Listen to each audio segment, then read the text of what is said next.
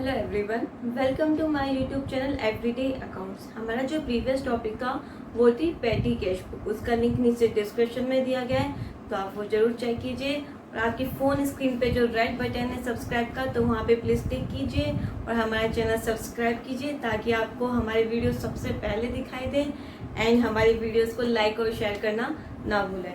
और आज का हमारा टॉपिक है important points of cash book. देखिए, कैश बुक हमने पूरा सीख लिया है कि कौन सी कैश बुक होती है, किसमें क्या इंक्लूड किया जाता है, सब हमने डिटेल में ये अच्छे से कवर कर लिया है। पर कुछ इम्पोर्टेंट पॉइंट्स हैं जो कि लास्ट में जाके बच्चे भूल जाते हैं कि हमें कौन सा पॉइंट ज़रूरी है याद रखना कैश बुक में। तो आज वो हम इम्पोर्टेंट पॉइंट्स कवर करेंगे और कभी आपको मिस्टेक नहीं होगी अगर आप ये अच्छे से समझ जाएं तो इम्पोर्टेंट पॉइंट्स कैश बुक के। देखिए, फर्स्ट आता है हमारा cash receipt and cash payment.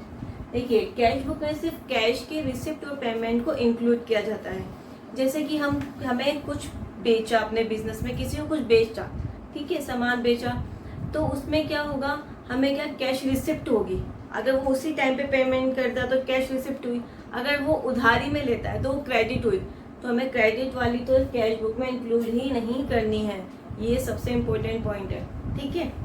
और ऐसी कैश पेमेंट है, हमने किसी से कुछ खरीदा और उसी वक्त उसको पे कर दिया तो क्या हुआ, कैश पेमेंट हुआ ये, ठीक है।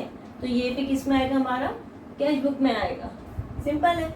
सेकंड पॉइंट आता है journal and ledger not required. देखिए, जब कैश बुक बनाई जाती है किसी बिजनेस या किसी कंपनी में, तो जर्नल और लेजर बनाना कैश की, कैश रिसिप्ट और कैश पेमेंट की रिक्वायर्ड नहीं होती है, क्योंकि वो सब तो हमने पहले ही कहाँ रिकॉर्ड कर लिए हैं, कैश बुक में रिकॉर्ड कर लिए हैं। तो जर्नल और लेजर बनाना जरूरी नहीं होता है।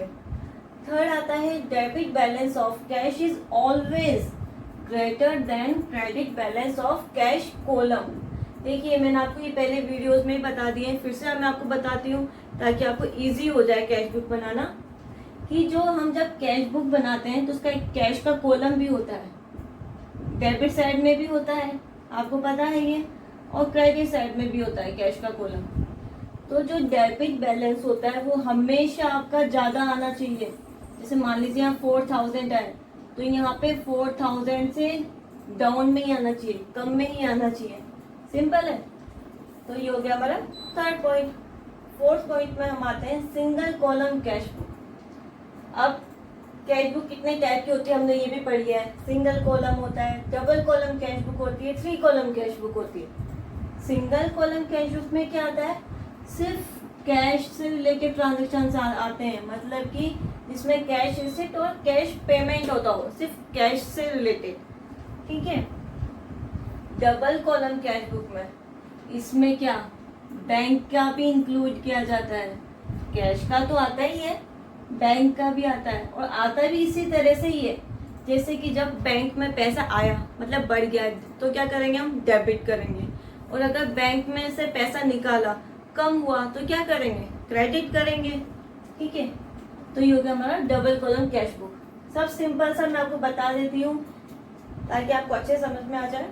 3 कॉलम कैश बुक, ये 3 कॉलम कैश बुक मतलब जिसमें कि 3 कॉलम हो। कैश बैंक तो आएगा ही, सिंपल है, पहले की तरह। साथ में क्या, डिस्काउंट का कॉलम भी ऐड कर दिया गया है। जैसे कि हम किसी को डिस्काउंट देते हैं, अलाउ करते हैं हम डिस्काउंट, तो वो क्या होगा, डेबिट होगा, क्योंकि वो हमारे लिए नुकसान है। जब हमने उसको डिस्काउंट दे दिया तो हमें तो कम पैसा मिलेगा ना भाई, तो वो क्या हुआ, डेबिट कर दिया हमने, और उसके लिए फ़ायदा है, ठीक है।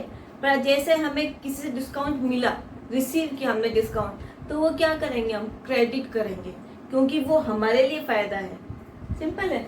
और एक तरह से नॉमिनल अकाउंट में भी आता है, तो जितने भी एक्सपेंसेस है, लॉस है, उसको क्या करते हैं, डेबिट करते हैं, और जितने भी प्रॉफिट है, गेन्स है, उसको क्या करते हैं, क्रेडिट करते हैं। तो ये होता है हमारा डिस्काउंट का एक छोटा सा व्यू जो मैंने आपको बता दिया है, जो कि 3 कॉलम कैश बुक में बहुत ज़रूरी है। ये बहुत इंपॉर्टेंट पॉइंट है, अधिकतर क्वेश्चंस में 3 कॉलम कैश बुक ही आता है, तो आप ये अच्छे से समझ जाइएगा। डिस्काउंट, कैश और बैंक। आते हैं हमारे 7th पॉइंट पे, cheque received and deposited on another day. ध्यान से सुनिएगा, अनदर डे मतलब और दिन। हमने चेक रिसीव किया और उसको उसी दिन डिपॉजिट ना कराकर किसी और दिन डिपॉजिट कराया है, ये आपके क्वेश्चन में भी लिखा होगा कि उसी दिन डिपॉजिट नहीं हुआ है, कभी और डिपॉजिट हुआ है, तो आपके क्वेश्चन में भी लिखा होगा है। तो इस केस में क्या होगा कि इसकी एंट्री कहाँ होगी, कैश में होगी कि बैंक में होगी? कैश में होगी। मैं आपको बता भी चुकी हूँ, अच्छे से फिर से समझ जाइए, कैश में होगी। क्यों होगी कैश में? क्योंकि अभी तक तो चेक हमारे पास में है, तो उसको हम क्या बोलेंगे, कैश में ही उसको काउंट किया जाएगा, उसको बैंक में नहीं करेंगे उसकी एंट्री। सिंपल है। तो ये हो गया हमारा check received and deposit on another day. कहाँ करनी है एंट्री? कैश के कॉलम में करनी है। कहाँ? डेबिट साइड में, क्योंकि क्या हुआ है, रिसीव हुआ है। सिंपल है। आते हैं हमारे 8th पॉइंट पे, cheque received and deposited on same day.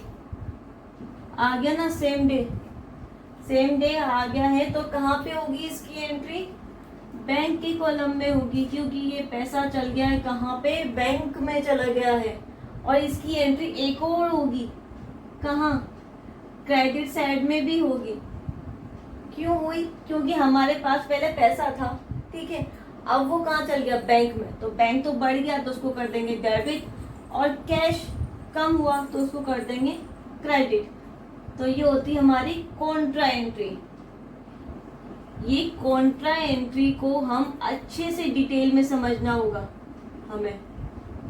इसके लिए मैं नेक्स्ट वीडियो बनाऊंगी जो कि सिर्फ कॉन्ट्रा एंट्री पे डिपेंड होगा, ताकि आपका ये जो लास्ट पॉइंट है ये भी अच्छे से कवर हो जाएगा, और भी कॉन्ट्रा एंट्री में कुछ रूल्स होते हैं वो भी हम कवर कर देंगे, ठीक है। तो अनदर डे होगा, अगर जब चेक डिपॉजिट होता है तो कहाँ पे, सिर्फ कैश में होगी, डेबिट साइड में एंट्री। अगर सेम डे होता है तो कहाँ होगी, बैंक में होगी, डेबिट साइड में। और जस्ट अगेंस्ट में, अपोजिट में एंट्री होगी कहाँ, कैश के कॉलम में, क्योंकि कैश कम हुआ है। कैश चेक पहले हमारे पास में था और ये बैंक है, ये यहाँ पे चला गया पैसा, तो ये तो क्या बढ़ गया, जो कैश था वो क्या हो गया, कम हो गया। तो कहाँ, इसको तो डेबिट में, इसको क्रेडिट में। सिंपल है ना, आप ऐसे समझिए तो अच्छे समझ में आएगा आपको। तो ये हो गया हमारे 8 पॉइंट कैश बुक के। आप मैक्सिमम जो 99% मैं कहना चाहूंगी कि जो कैश बुक है ये इन्हीं पॉइंट्स पे कवर हो जाती है। और भी एक पॉइंट होगा जो कि मैं आगे आने वाले वीडियोस में भी आपके लिए कवर कर दूंगी। तो ये आज का हमारा टॉपिक कंप्लीट होता है, important points of cash book.